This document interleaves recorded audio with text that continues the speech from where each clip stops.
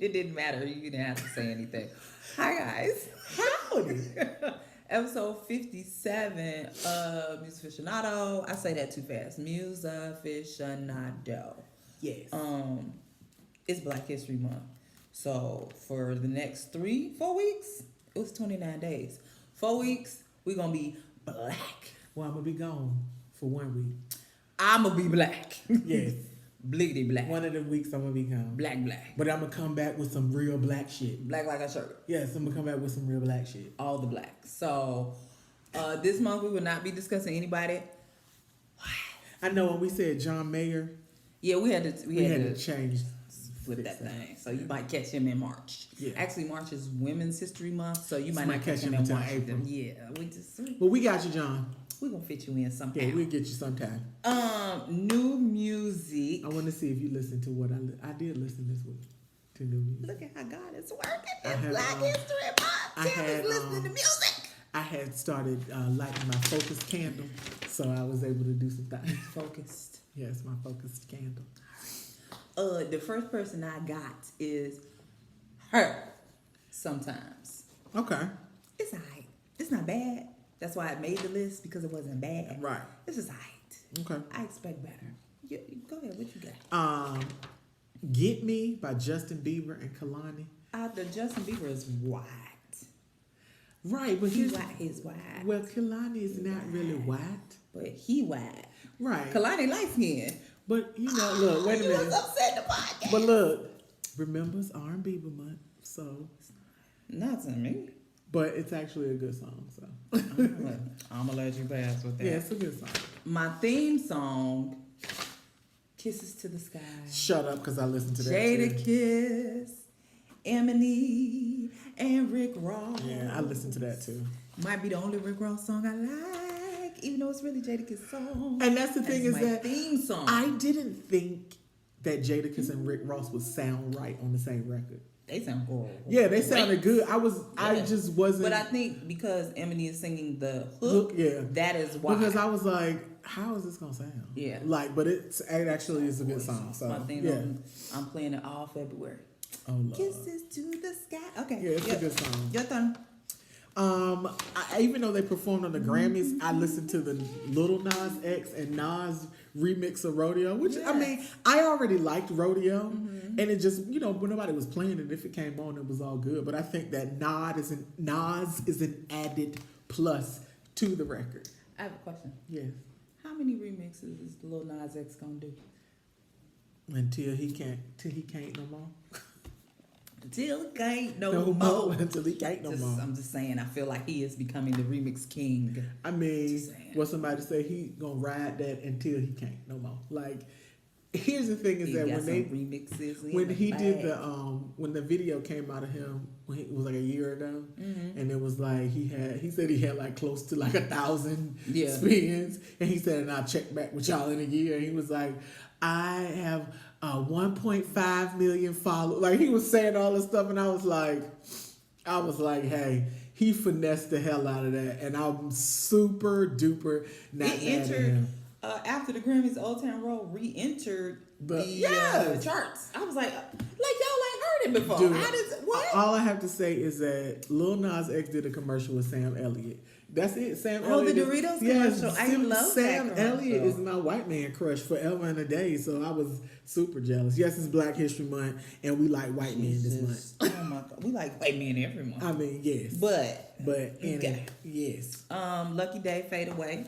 It's going to be on the Photograph movie, the soundtrack. Okay. It's nice. Okay. I would like for him to come out with another album. Arizona by Black Jersey and Wizkid. It's an Afrobeat tune. Okay. It's a good one. I have no idea, as I tried to listen to the lyrics, what Arizona had to do with the song. but it's a good song. Yeah. Last but not least, Solid Gold by Raekwon, the chef. I did not hear that. Yeah, it's good. That song is good. Okay. Look, let me get my phone. Yeah, because I didn't hear that one. It was good. He has a 3-pack out. That's what I'm going to start calling stuff. He has a 3-pack. Yeah, 3 songs, 3-pack. Oh, like, it's a 3-pack. She said a 3-pack. I was like, it's a 3-pack. I was like, Does that mean it came with like a video and something to download? No, like I'm over here contemplating what a 3-pack is. No, he did what Redman did. Remember, Redman put out a 3-pack too. Yes, so, he did. This is it. Okay, I might need to fast forward that a little bit.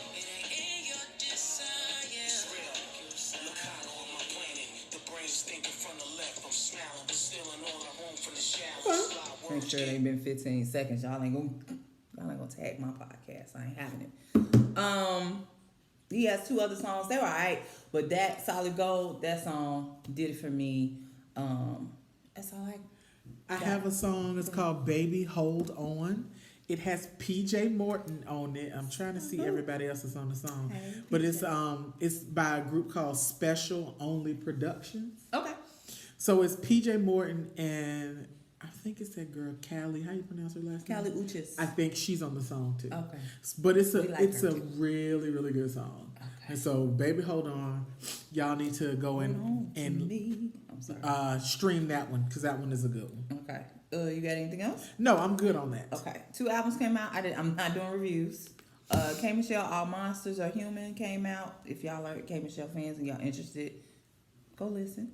Lil Wayne Funeral, which was 720 tracks. I did listen to that one. Of a lot of rapping. Yeah, it was a lot of rapping. He was just rapping to be rapping. No, when Nisha says, and I rap, and I rap, and I rappity rap, and I rap, and I rap, and I rappity rap. That was Lil Wayne. That was Lil Wayne Funeral. Yeah. I mean, I feel like he could have cut it in half and had all the. He could have gave us he could have gave us 2 whole albums with all of that. All that damn rapping. But he did do the 24 seconds of silence after the song for Kobe Bryant, which I thought was all right. I think it's called Bling James or something. Yeah, it's like that. Yeah, and it's at the very end of the song. Yes. I'm gonna give y'all a little brief Super Bowl recap of the halftime show. Since I didn't watch it, and there wasn't no black people in it, but they Latin, so they black. They just light skinned black. They black adjacent. Yes. Shakira with them hips. She 43 years old, and let me tell you, I gotta do some sit-ups in my life because she was just.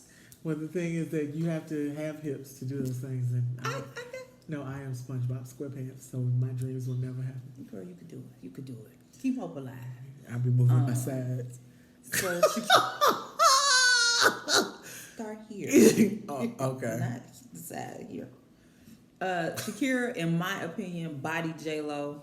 J-Lo gave us Hustlers Part 2 for the Super Bowl. J-Lo gave us all of Ashanti's greatest hits. No, she didn't. No, I'm being That's the problem. She couldn't. She needed Ashanti there. Oh, God. And clearly Ashanti wasn't invited. So I'm going to just say this.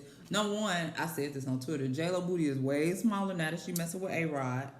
You know what that means. Well, it was smaller when she was messing with Mark Anthony. If we really going to go there. Well, it's smaller than that now. Ew. And stay off the pole. You're not a stripper in real life. Stay off the pole. That cannot be your performance, is being on the pole. Yeah, that. Grow up. You grow up. Yeah, I guess. I don't have. What was I gonna say? I don't have an unpopular opinion. I think I retired that. We just retired that. It's just because I don't really care. Oh, but I do want to talk to you about, since we were talking about white people and black people, G-Eazy and Meg Thee Stallion. Dude, the funny thing was that Meg's tweet today, she was like, okay, I am not dating G-Eazy. I know y'all got y'all jokes off. It was funny. Like, you know what I'm saying? Like, but I liked it. I mean, it was cute. It was cute. For what it was. Yes. But I was telling my friend that yesterday, this guy pointed out something in the video with her and G-Eazy, that whatever they were doing, and she was on him, and her booty was out. Yes. When the video went down and he had the opportunity to touch her, he did not touch her. He sure did. And I was like, that was it. Mid back. And I was like, that was the dead giveaway right there. Mid back. Even with all the kissing on the makeup he was doing. But when she said he liked Fenty, that junk was super funny. Was like, that's why he was kissing her. That was so funny. I don't know. Does Fenty taste good? I ain't never had it in my mouth. Right. I mean, I got the lip gloss on. That's all I can tell you right now. I ain't never had it in my mouth. But yeah. All I'm going to say is I support a black queen that wants to get her a white man. Go ahead. Child. And Gerald not hard on the eyes. I mean, he not. He not hard but on the eyes. But them cornrows he had in high school was awful on the eyes. We all have pictures from our past that we don't want to discuss, okay? No. Okay. I got plenty. All right then. Yes. Look, I got plans. So because it's Black History Month, we're not doing no white people. We decided that we were gonna just give out awards this month. So we're gonna be talking about Black people who should have accomplished things that the industry, the system did not recognize. Mm-hmm. So I cheated a little bit, and I just went with people that ain't never had Grammys that deserve a Grammy. And Tam did. I did old school artists who are popular in certain circles, but are not widely recognized outside of the Black community. So they have none had awards. And, some of the names y'all will be familiar with. I'm older than a lot of y'all that may watch. So that's okay. Good music is timeless. Yes, it is. Yes. So you go first. I'll go first. So, you know who never, ever, ever, ever received a Grammy? Lots of people. Shy. Am I to guess? Okay. It's a famous guitarist. I was about to say Bootsy Collins. Don't put her off the whole podcast. I'm on old music today, my bad. Jimi Hendrix. He didn't even win a posthumous. Oh, is that? Well, I don't count posthumous. Okay. And no, not posthumous. What is it called? Lifetime Achievements. Okay. Yeah. No, he never got one posthumously. Did he get a Lifetime Achievement one? He might have got a Lifetime Achievement. Yeah. But I'm just saying, for his music, for his time, and even posthumously, like we know Nipsey got one posthumously, so that counts. Right. But a Lifetime Achievement don't count. It don't. Yeah. Count. But yeah, Jimi Hendrix never got one. That's interesting. Especially since so many people came after him, emulated him, right, and won Grammys. I mean, plenty of folks just completely stole his style and snatch. Yes. So the first person on my list, for all my blackety black folks out there, is Willie Hutch. And that's a black job. I'm sorry. Willie Hutch did the soundtrack for the movie The Mac and the soundtrack to Foxy Brown. Oh yeah. No. I know that's not. Okay. A lot of Willie Hutch music has been sampled for current hip hop. Oh my God. And he actually released 12 solo albums. Go ahead. From like 1970 to like 1980 something. Like he was making lots and lots of music. All of the music. And I have a playlist on my Tidal that has a bunch of Willie Hutch songs, but every single song has been sampled at least 3 times by different hip hop artists. So a lot of his music is the basis for some of your favorite music. So, I mean, take the time to go and listen to a couple Willie Hutch songs. And when you hear it, you'll be like, okay. But then a certain part of the song come on, you'll be like, wait a minute! Look, I know that song! So that was why I was listening to my playlist today. So that's where a lot of my names came from, was my playlist. You ready? Yes. Guess who else has not received a Grammy? Who? Never ever. Diana Ross. I was going to say the Supremes. No, just Diana Ross. Just Diana Ross. She done made some good music. Ain't never not had a coming out Grammy. Upside down. Like, it's my house and I live here. Oh, Jesus, that song right there. I think Tracy Ellis Ross should go up to the stage and snatch one for her mama and be like, this is for my mama. And then just run. Yes. The whole way. Yes. The next one, I had to give a shout out to one of my favoritist reggae artists, Barris Hammond. Ooh. I was like, Barris Hammond. He released his first album in 1976. Wait, I was only 3. And his latest album was in 2018. So he is just... If you think you don't know Barris Hammond's voice, I know that you do. So take the time to go and listen to Falling in Love Again by Barris Hammond and Buju Banton. And as soon as he starts singing, you're gonna be like, I know him.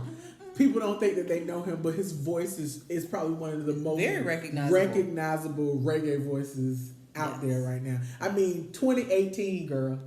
1976. 1976 to 2018. Next up, Sammy Davis Jr. You mean all that lounge singing he did and he ain't never get no Grammy? Him nor Dean Martin, but we ain't talking about white people, we talking about black people. No, that's unbelievable. Sammy Davis Jr. is, for me, that is unbelievable. Received a Grammy. That's unbelievable. That's why we shouldn't watch the Grammys. They're tired. Very. Okay. So next, all of y'all know who this is. I ain't gonna have to explain who she is, but I'm gonna give you my 3 favorite songs by this artist. Betty Wright. Tonight. My favorite, one of my favoriteest song by Betty Wright is "The Clean Up Woman." Now let me tell you when "The Clean Up Woman" came out. Off your feet. Wait a minute. 1971 was when that song came out. Why do I know that song? That's what I'm saying. Wait a minute, and we don't just know it; we know it real well. Yes. That's what I'm saying. So 1971. And the dance they go with it. Wait a minute, and you talking about "Tonight Is the Night"? That came out in 1975. I thought it came out in the 80s. Oh my God! Good, but that's when you That's when you got a hold of it because somebody made a rap song that sampled it, and that's how you learned. Candyman did. And then in '88, a song you remember? No pain, no gain, no gain, no pain. Her first album came out in 1968. Her last one in 2014. My mama was never mind. It's not my business. She was the vocal coach for Danny DeCane. And they still shut your mouth, because I love Danny DeCane. But they still. And one of my favorite is Rick Ross songs. She sung on it. "Sanctified" was by Rick Ross, and she sung on that, and it gives me all the life that I could ever have because Betty Wright is on that song. But I know y'all know who Betty Wright is just because those 3 songs I named right there, you know who she is. But she's never gotten awards for anything. Wow. It's ridiculous to me the number these people that are on my list, the amount of music that they made that they were never recognized for. Yeah. And I'm not saying that all the music they made was good, but come the hell on. Are you serious? Some of these songs are iconic. Yes. You know what I'm saying? So it's just... And like you said, they've been sampled. Yeah. The people that sample it get a Grammy. Yeah, and so it's just... It's really... It's weird to me because, all the talk about the Grammys is like... It's really like if it's not in their peer view that they don't really pay attention to it. I mean, and this is just 5 people, and I know it's 150,000 more that I could come up with, but next, Bob Marley. He ain't never won a Grammy. Bob Marley never won a Grammy. Let me tell you why. Not even after? No. Let me tell you why. Reggae wasn't even a goddamn category until 1985. He died 4 years before. God damn it. Look at me. The father of reggae. Are you shitting me? Never got a Grammy. That's crazy as hell. And we know how many people have sampled his songs. Good God. Continue. My next thing is I ain't even gonna have. There's no comment that comes after it. Maze and Frankie Beverly. No comments. We don't even need no comments. I'm shutting the whole podcast. No comments. What? Nothing. They done stole all the grandmamas and aunts and my mama, and they ain't got nothing.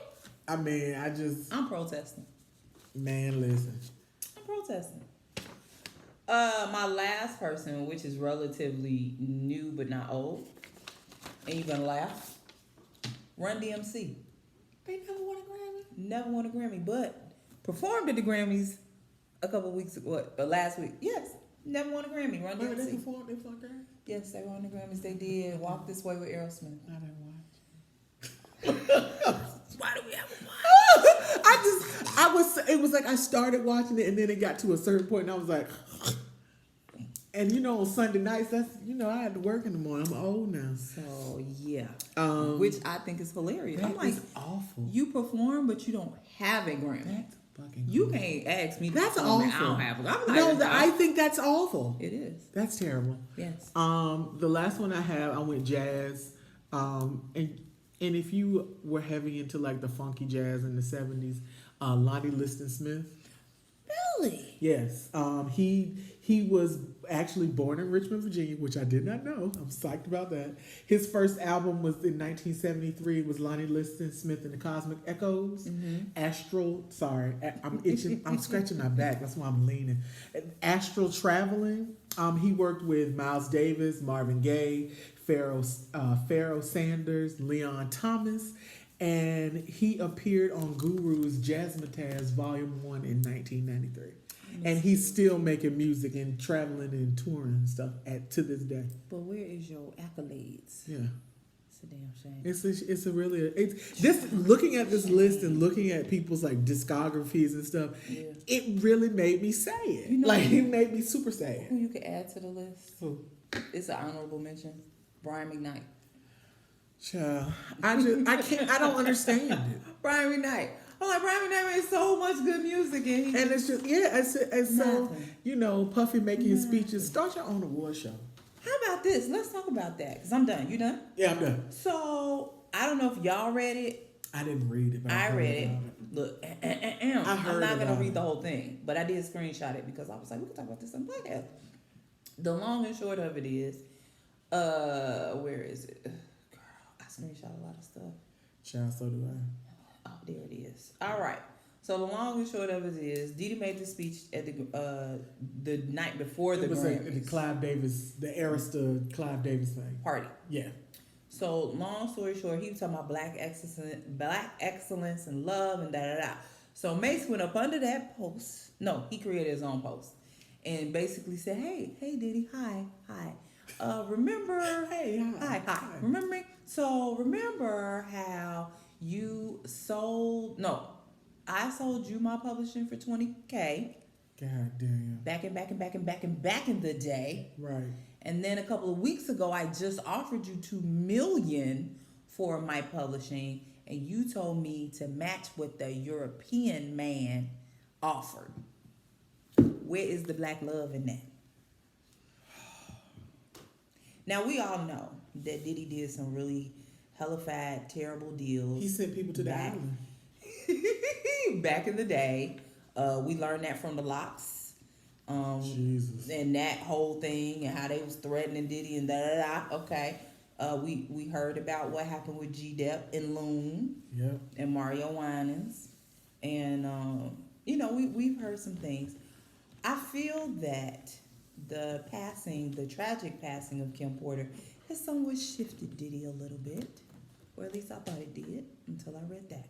Yeah. So I'm going to say, I don't know what's going on behind the scenes. I'm intrigued to find out more. I would hope that he would give that man his stuff back. I hope so. I would hope so. Thank you. If y'all didn't hear that, somebody said they doubted. Thank you for the peanut gallery. I said I hope. That's all we can say is hope. We hope. We hope. But then, because Mace did that. Yeah, no, Patty. He a Scorpio, he Patty. No. So, did Khalees do it first or did Mace do it first? I think, no, Khalees did it first, but it didn't get as much attention. Okay. But I think that when Khalees did it, it pushed Mace to go ahead and do it too, I feel like. Think so? I feel like just because when one person says it, it kind of gives you the license to say what you want to say sometimes. Yeah. But it was funny because when the thing came out about Khalees and everybody was like, oh, that's terrible. And I said, and I made a tweet. And I was like, anybody from Virginia will notice. And I was like, unfortunately, people do what was done to them. I said, and so I feel like the Neptunes only did what somebody had done to them. And I put petty talent. And I was like, and you can ask anybody in Virginia Beach about it. They know. And so then everybody was like, yeah. And then I was, do you follow Naima? Yes, of course. She was talking about... Yeah. Her and another guy were talking about Dart Adams was talking about when Reggie was talking about the contracts and how people they could be easily worded to kind of swindle people. Absolutely. And you know how he always would tell people not to sign stuff and they would sign it anyway. So it's one of those things. And again, when you're young and you think you finna get paid forever, you don't know. You're not even thinking about that. Exactly. At that point, I mean, at least I know in the look, in the 90s and in the early 2000s, they weren't thinking about it. Not at all. They just saw the empire and was like, oh, yes, I want to be a part of this. I want to be a part of Bad Boy. Yes. Like, and you know, yes. Diddy put a lot of people on the island. He sure did. There's some people still on the island. Yeah. Mm-hmm. What happened to Cherie Dennison? She's still there. She's dead. You know what? She, on occasion, tweets. On occasion. Okay. I can't remember where her at is. But I think she kind of sort of came out the woodworks when Mace did what he did. She kind of popped her little head up and was like, and kind of agreed with him on everything. I mean, here's the thing. Diddy got a list of niggas that could come under Mace and co-sign their brokageness. They don't have Wi-Fi on the island. No, they don't. He made sure that they can't do it. They can't come under the post and say nothing. They can send a bottle though. Yeah, they can. Yeah, but that's it. I got a sexual behavior in the ghetto this week. Well, shit, let's get to it. Guess what's back? Let me, I made sure. Okay. While you're looking. I'm just looking it up. I already know Okay. While you're looking up, I am going to stand for somebody this week. I need to stand for somebody. You know who I'm going to stand for? I bet you I haven't said this, but I think everybody knows I'm a fan. Black. 6 Lack. Same person. Girl. I've stood for him. Wait a minute. You know what I was about to say? Boom like an 808? I was going to be like, I can't wait for Tam to go on vacation because her mind just be everywhere. She needs to clear her mind. You said black and I was like, boom like an 808? I'm not standing for them. I know. They had 2 songs and that was it. I know, but that's why I thought it was weird. Like, are you okay? Yeah, so I thought it was weird. 6 Lack. Like, he has been on about 4 songs in 2020, between the December 2019 and 2020. And every time I see featuring Black, I'm like, yes. And I want to ask him for another project, but he just put out one last year, and I'm greedy. Yes. I just love me some him. Good old 6 Lack. 6 Lack. Hi, my name is Black. People call me 6 Lack. It doesn't really matter as long as the checks. It was funny. I thought that was funny when he said that. All right, I'm ready. Okay, so if you guys listen to this song, you know it because it was sampled by it was on the Brown Sugar soundtrack. Brown Sugar, won't you give it to me? This week's recitation of sexual behavior in the ghetto. How old is the song? It might be a resuscitation. It is a resuscitation. It's a resuscitation. It's an old song. It's called Invitation by Norman Connors. Who sang Starship? No, Michael Henderson was the singer, but he wrote Starship. I know you hate that song. I just told somebody there recently that I hate that song. That song is one of the best love songs ever. Like last week that I hate that song. Anyway, I realized when I started reading these lyrics that a lot of these old songs about one night stands. Y'all listening? So this. But look at the 70s though. Right, and it was free love back then. So this song is called Invitation, and the lyrics go, "I wasn't planning to stay. I turned to leave. And you look my way. Hit it and quit it. Then something deep in my soul started burning all out of control. That is lust. Then you invited me to take your hand. You invited me. Romance. You invited me into your gentle arms. You excited me. Oh, what was you doing with them arms? I felt like I could fly. Oh. We danced on clouds way up in the sky. Baby, you whispered, whispered into my ears those words I always wanted to hear. Give me $50. Then you invited me to take your hand. You invited me, romance. You invited me into your loving heart. You excited me. And on through the night. Oh, whoa, wait. Whoa, it has progressed. Wait a minute. We seem to flow on lustily. And on through the night, we explore a kind of love. I didn't plan to go to a dance and fall in love. Boy, here I am in love with you. And now it's time to go home. Oh. But still there are feelings we have yet to roam. And I think I should go. My mind says yes, but my heart says no.